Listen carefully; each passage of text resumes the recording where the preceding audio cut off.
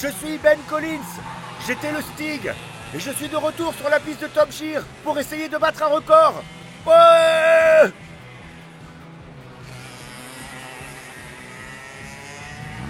Je pense que nous avons la bonne voiture pour cela. Mais je laisserai Mike vous en parler. Ariel nous a fourni sa toute dernière arme, la 4R. La 4R est plus aérodynamique, plus puissante, équipée de l'ABS et coûte 96 400 € environ.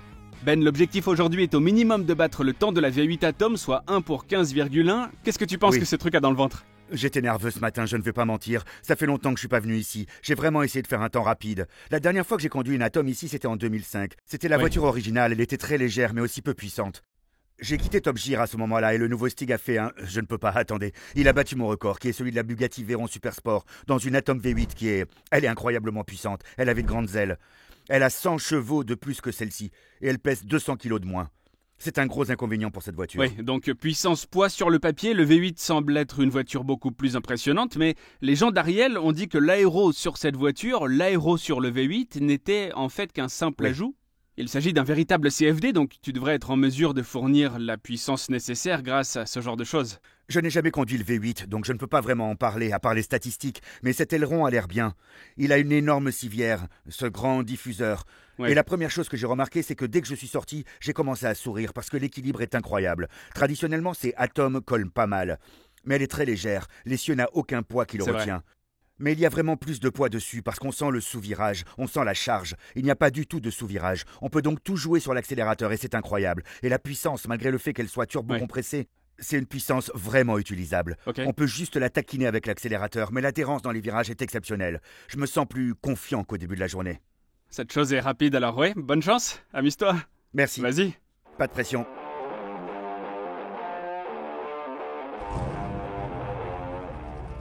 Casque sur la tête, moteur et pneus chauffés, j'envoie Ben faire sa première tentative. 3, 2, 1, c'est parti! Je vais rester sur le côté.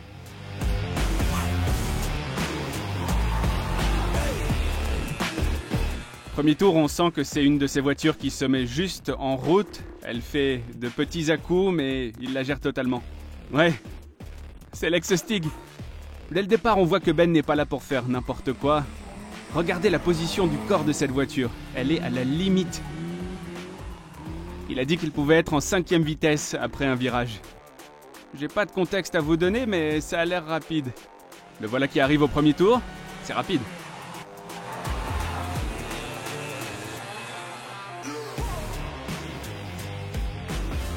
Vraiment proche. Wow! Oh! Avant de montrer le reste des tours, permettez-moi d'expliquer pourquoi nous nous attaquons à ce record aérien et les politiques douteuses qui se cachent derrière. Quand Ben a quitté Top Gear de façon acrimonieuse, le prochain Stig a établi un nouveau record du tour en 1 pour 15,1 dans une Atom Aerial V8.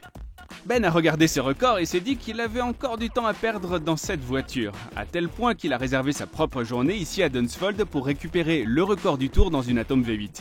Apparemment, Andy Woolman a eu vent de ça, a téléphoné à Ariel et a dit que s'ils autorisaient ce tour, leur voiture ne figurerait plus jamais dans l'émission. En fin de compte, cette journée à Dunsfold a été annulée. Mais voici, 13 ans plus tard, la dernière arme d'Ariel et un pilote X-Team Racing plus rond et un peu plus âgé. Mike! 1,16,8. 1,16,8. D'accord.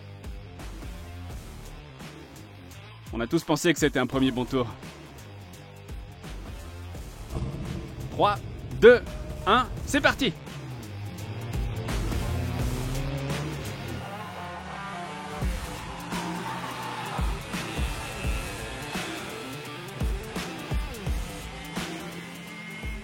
Le premier tour est un bon marqueur, 1,16,8. Je peux dire qu'il s'attend à faire beaucoup mieux que ça et nous pouvons voir sur ce tour qu'il se donne à fond maintenant.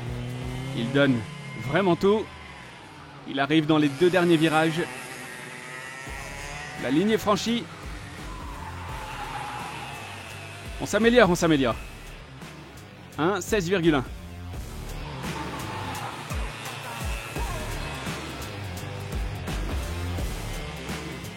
La bataille ici sera toujours celle des pneus et des freins, mais si une voiture doit la remporter, c'est bien l'Atom. Le voilà qui arrive. Il est plus rapide. 15,8, il est dans les 15. Le V8 est en vue.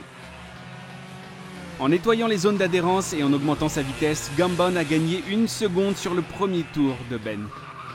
Il est temps d'en faire plus. Tour numéro 4. Même temps, 15,8. Avec un bon groupe de tours dans la boîte, j'arrête Ben pour un rapide débriefing. Premier tour, 1,16,8. Deuxième tour, 1,16,1. Puis les tours 3 et 4, 1,15,8. D'accord. Donc on est à peu près à 0,7 de la V8. Ouais, c'est intéressant. Je vais essayer, j'ai de plus en plus de traction. Le dernier tour s'est donc déroulé avec l'anti-patinage activé. D'accord. Mais ça glisse encore beaucoup, alors je vais en mettre plus maintenant. Essayer d'arranger les choses et de faire un tour propre. D'accord. Qu'en est-il de la voiture dans son ensemble? Que ressens-tu en termes d'aéro, de puissance? Y a-t-il quelque chose qui, selon toi, la freine? C'est bizarre parce que, ouais, malgré tout le package aéro, je n'ai pas l'impression que l'aéro soit vraiment efficace à l'arrière. Je glisse beaucoup dans la ligne droite après le virage. Donc, je pousse aussi fort que je peux. J'arrive à la limite de l'appui. Donc, oui, si c'était une voiture de course que je pouvais régler, je mettrais tout l'aileron arrière. Mais en regardant l'arrière, j'ai un peu l'impression d'être dans un... D'accord. Parce que c'est massif. Tout ce que je peux faire, c'est maximiser ce que j'ai. Mais je l'améliorerai. D'un point de vue aérodynamique, c'est assez pointu. L'arrière est lâche et j'ai vraiment du mal à obtenir de la traction. J'espère donc que le TCE m'aidera un peu. D'accord, donc plus de puissance serait pire. Tu penses que les 400 chevaux sont suffisants? Non, il faut toujours de la puissance. Le problème, c'est que les lignes droites sont très longues. Donc quand on sort, si on met la puissance au maximum, on perd du temps autour. Donc peut-être que le fait d'attendre la puissance fait souffrir cette voiture. Peut-être. Mais continuons à pousser. Parce qu'il doit y avoir... Je peux mieux gérer quelques trucs et gagner du temps ici et là. Ok, bonne chance. 0.7, on y va. 3, 2, 1, c'est parti!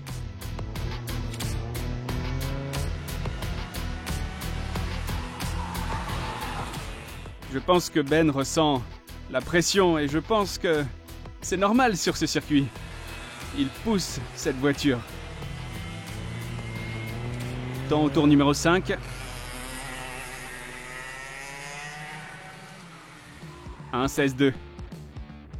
Un de plus? Oui, encore un. 3, 2, 1, c'est parti! La voiture a vraiment l'air d'une arme. Lorsqu'elle sort de ce virage, elle a l'air sauvage. C'est censé être notre dernière tentative, le tour numéro 6. En voudra-t-il un autre après ça? On verra bien. Vas-y Ben, envoie tout. Non.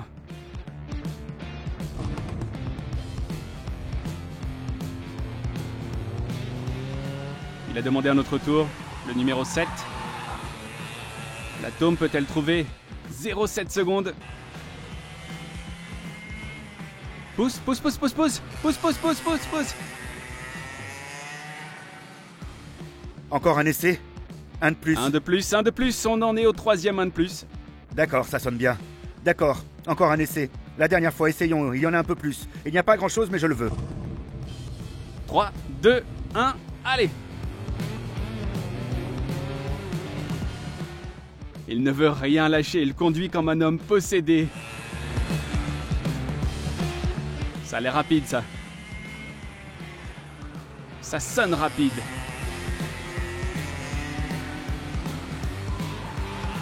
Il lui manque peut-être la puissance du V8.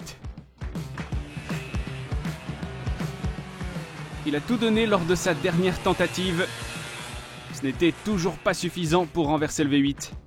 Mais pour montrer à quel point Ben poussait fort, regardez ce que les forces latérales ont fait à l'une des roues arrière en carbone. C'est du jamais vu. Sur l'autre côté ou seulement sur celui-ci? Qu'est-ce qu'il y a? Bon sang. Ouais. Tu la pousses? Ouais. Pourtant, je ne touche rien. T'as une sacrée adhérence. Ouais. Ben, on peut dire que tu as tout donné. Raconte-nous comment ces tours se sont déroulés. Oui, je n'ai rien laissé au hasard. Je suis venu ici avec l'objectif de battre un certain temps et je n'y suis pas parvenu, ce qui est décevant. Mais si on met ça de côté, je connais maintenant cette voiture intimement, vraiment comme ma poche. Elle est tellement amusante, tellement agréable à conduire. On peut vraiment régler le châssis. C'est un univers différent de celui de la dernière Atom que j'ai conduite en 2005. Je pensais qu'elle irait plus vite. Si je n'avais pas su quel était le temps autour, j'aurais pensé qu'elle aurait été plus haut sur la liste. Je me sentais bien dedans. Tu sais, tu m'as montré les temps à la fin. Le groupe était très serré. Ouais, tu étais très constant. Et il s'agit de gratter ces petites secondes, mais je n'ai pas réussi. L'aileron est très lâche, donc j'ai essayé J'ai essayé la technologie, le contrôle de la traction, mais ça n'a rien changé. C'était donc une question de coordination entre les mains et les yeux, pour faire sortir l'aileron juste assez pour que la conduite soit bonne. Mais je pense que la seule chose qui l'empêche d'avancer, c'est le poids et le manque de puissance. D'accord. C'est assez compliqué de la faire démarrer. Étonnamment, malgré cette aile massive, quand on regarde ce qu'il se passe dans la ligne droite après le virage, ça part dans tous les sens. J'y vais en 4e vitesse. L'arrière commence à glisser dès qu'on tourne, donc on utilise toute la route. Et elle glisse et se retrouve presque dans le caniveau, comme aucune voiture conduite par ici. Et puis on passe la 5e et il faut franchir le mur de pneus et c'est reparti et l'arrière est vraiment flottant, c'est super nerveux. Ensuite c'est incroyablement rapide dans la section Gambon. Je pense que c'est probablement la voiture la plus rapide dans cette section, mais je pense qu'elle perd le fil dans les lignes droites. On peut voir à quel point tu as poussé cette voiture parce que la roue arrière, la roue en carbone, a commencé à se briser. Oui, ça c'est à cause de la ligne droite après le virage, la charge est énorme, donc elle est en 5e. Et je ne peux pas regarder le compteur de vitesse, il y a trop de choses qui se passent en même temps et la charge qui entre dans la roue arrière est énorme. Nous n'y sommes pas parvenus aujourd'hui avec cette voiture, mais les gars, nous avons une autre voiture qui arrive avec beaucoup plus de puissance, beaucoup plus de force portante et tu l'as développée. Je pense qu'elle va être géniale. Je la connais, oui. Restez à l'affût.